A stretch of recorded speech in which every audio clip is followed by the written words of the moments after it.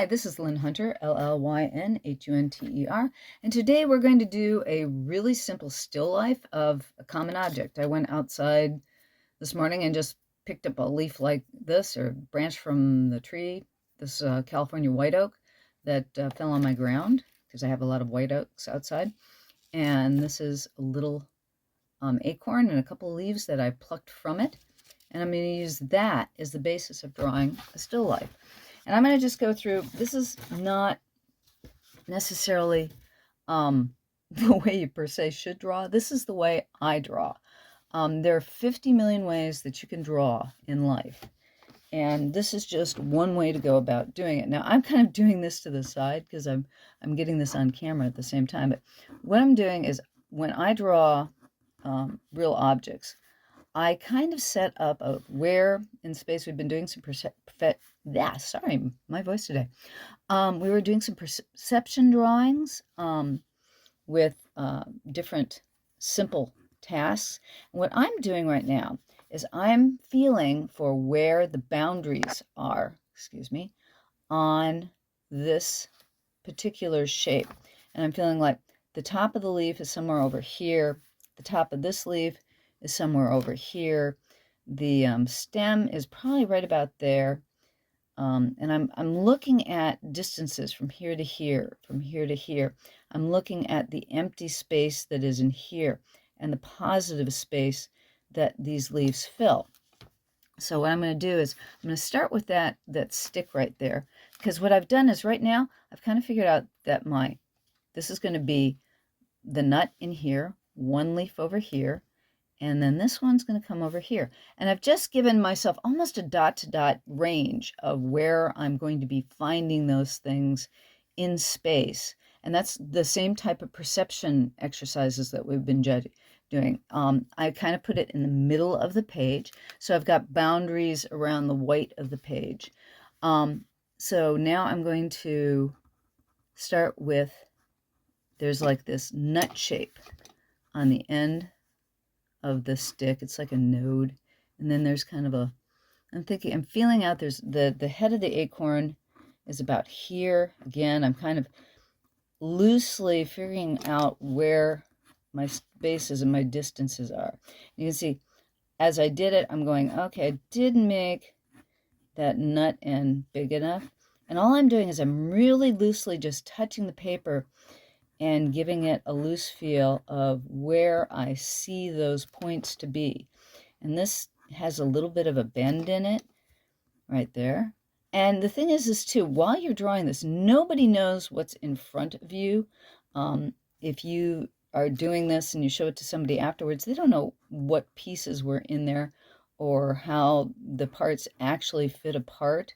And it's up to you to make decisions on where you want to put things. Now, you can tell I'm following the outline of the leaf right now. I'm giving the leaf some shape and trying to figure out, okay, where's the proportion of this leaf on this stem, or to this stem, and then it kind of flows behind that stem, and there's a little like bud right here on top of the acorn, and then you notice I put like this portion of the leaf looked like it was sticking out to me, and I put it too far here, so I'm just going to move that over to here. And that's what I'm doing this really, really lightly.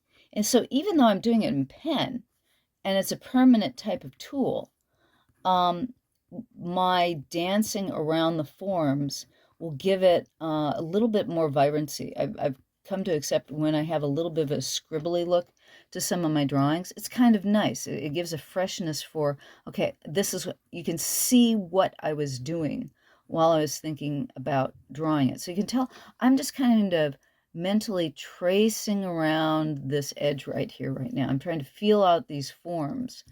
So it's like I've already gotten, I've measured this distance here to here. So now I'm not worried about, okay, what I've got to fill in here. I've got 3 lobes here. So I'm going, this one looks like it's kind of there. This one looks like it's kind of there, that middle one. And the end one looks like it's kind of here. And so the thing is that it's not going to be perfect. You'll note this is a much larger, I'm doing a larger image here than the actual thing that I'm drawing. But you can tell I've basically already filled out the basic outline definition of our drawing here. So now I'm going to go in and I'm going to add detail. Since I've got my basic outline here, I'm going to put some force in, and I'm going to add some detail because we have these little nubblies all over our branch here. Because basically, when you're talking about nature, nature is never neat. It has pattern that's repetitive. And so it's like we're going to do, here's the acorn, the top of its shell, and it's got like scales. So we're going to do just little, these are, when you think about it, these are upside down U's. And I'm just connecting U, just to give it a little bit of natural feeling there. And then this area is, it's almost like cross-hatching. So I'm going to give a little bit of this cross-hatch feel. And then I'm going to scumble a bit. I'm going to just let my pen dance a little bit because it's really bumpy and lumpy. So the initial cross hatches I put in there gives it some texture.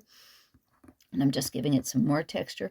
And you'll notice the edge is not straight across. It's kind of like a toothy edge. So I'm going to do that. Now we've got, most of the stick up here. And the stick up here goes around. You've got the body of the stick goes around, and we'll talk about that. One of the next perception exercises will go into creating things in 3 dimensions. But when you've got a shape like this, you want to feel around, and I'm just giving it, it's got a couple little bumps there, and it's got a little nubbly there, and by giving these arced C's, you're doing like C, C, C, C, C around a stick, which is basically a cylinder. All of a sudden you're giving it more volume so that between the shadow of your line and those C's, you've all of a sudden given it volume.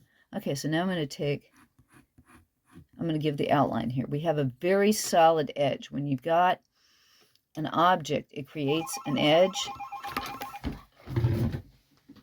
Sorry about that. I keep forgetting. There are these stupid phone callers. I really should get rid of my landline because they just call, they hang up, and they don't leave any message whatsoever. I think they're probably pollsters or who knows what's calling on a cell phone nowadays because they know that only old folks like me keep telephones anymore. Everybody else has got a smartphone. I have a smartphone too, obviously. You can't live in this day without your handheld computer. Okay, now, this is, you can see there's a highlight going down the nut right here, and there's a highlight here, there's another one here, and there's a medium tone in here. And if you don't know what those are, I'll probably go into a video on that. Or if you want to, like I said, look up on the web. There are thousands of people on the web that have created marvelous how to draw videos.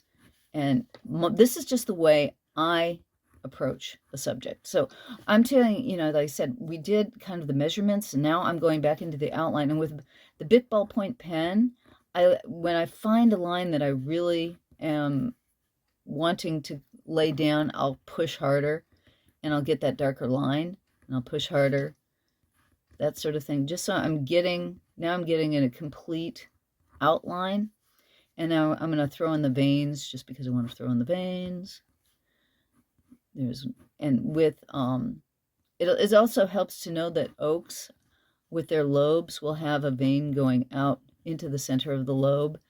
And then everything else is kind of minor. There's some that go out into different parts, but for the most part, you can just kind of fake it. Nobody's going to be looking at your leaf to know that that's the exact leaf.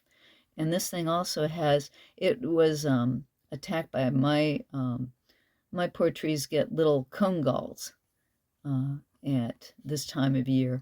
There's an itty-bitty tiny wasp that creates things that look like red Hershey's kisses on the leaves. And so that's what causes those little yellow spots. And then I'm going to go over here, and we're going to finish up this side. Finish up this lobe. And again, I'm not being perfect. I'm doing this kind of looks like this. It doesn't have to look exact, because you take that leaf, I pick it up and I turn it, and none of these shapes are going to fall back into the exact point that they were at this point while I'm drawing. So every time you create a drawing, you're creating a form of an illusion. And right now I'm looking at a 3D object, and I'm using the outline to give it a feeling of space. So the biggest thing that I've done with this is basically figure out where the forms are in space. Then I've created an outline. This one I've done C's on to give it more volume. Same thing goes with the acorn here. And by darkening up some things, I'm going to bring in my pen line. Just on this one, I'm going to paint in most of my shadows and my volume. But if I was just using this as a drawing, then I'm going to throw in maybe a little bit of shadow to one side. The highlight is here. So I'm just doing careful parallel lines. And then all of a sudden, and there'll be a core shadow on this side too. And you just throw in a few parallel lines, and all of a sudden, that acorn's got some volume. And the same thing, just all you have to do is like a few parallel lines to each other, and that creates a nice shadow. And it just takes a while of learning how to, again, use your tools. Best way to learn how to use tools is just use them, play with them. But with ballpoint pen, the thing is, by your hand pressure, you can go lighter or darker by just pressing harder or lighter. And that's the same thing with pencil. Some pads do that nowadays, but I still don't feel that they're as sensitive as our regular traditional tools. Now, I've got this light coming down from above, and if you want to give some depth to your drawing after that, add a shadow. Add a little bit of a shadow. This is the shadow that's coming down from the top. I'm just outlining, just like I outlined the shape of the items in my still life itself. You find the outline, the edge, because there is going to be an edge of where your shadows fall. And there's a really light shadow under the stick. And this is falling right about, there. And it's really a vague line. It's not a complete dark shadow like the one that's directly under this leaf and the one that's under the acorn. And then this leaf is kind of pulling that way just a little bit. And that original leaf that I drew that was too far out, now it's becoming the edge of the shadow. And I'm going to throw another one here. Now I'm going to come back into this, the next video I'm going to do. I'm going to quickly paint this, because I wanted this to be a quick video, and the next one's going to be a quick video of me painting this. But so you can see that you wouldn't actually have to paint that. Just maybe do a cross hatch. Just bring a line down. And you can cross hatch in any direction you want. The reason why it's called cross hatching is because you usually throw the lines one way and then you throw them another way. But I'm just putting that under there. Give this leaf a little harder edge, because when you have a very hard edge, you feel definition in an object. Okay? And as with anything, when you're done with the drawing, always sign it. I'm going to sign my name last. Because people want to know, that drawing you did might stick in the drawer for 50, 100 years and comes out, and people like to wonder, who was the artist? What were they thinking? You're sharing a piece of yourself every time you do a drawing, even if you do a bad drawing. And I'm of the gist that there are no bad drawings, just because anything that's drawn is wonderful. Okay, so there's my acorn, and I think I'm going to put my name over here. I mean, the traditional is spider walked across my page, is to put it down here, but I like the balance and I like the fact that this is looking off balance, but I'm going to put my signature right here. Llyn Hunter. And 24. And that's it for today. And when we come back, I will do the painting of this. Thank you for stopping by. I really appreciate it. Again, Llyn Hunter, LLYNHUNTER. I'm on Patreon. Please click subscribe, and I'll have something for you next week. Okay? Thanks a lot for stopping by.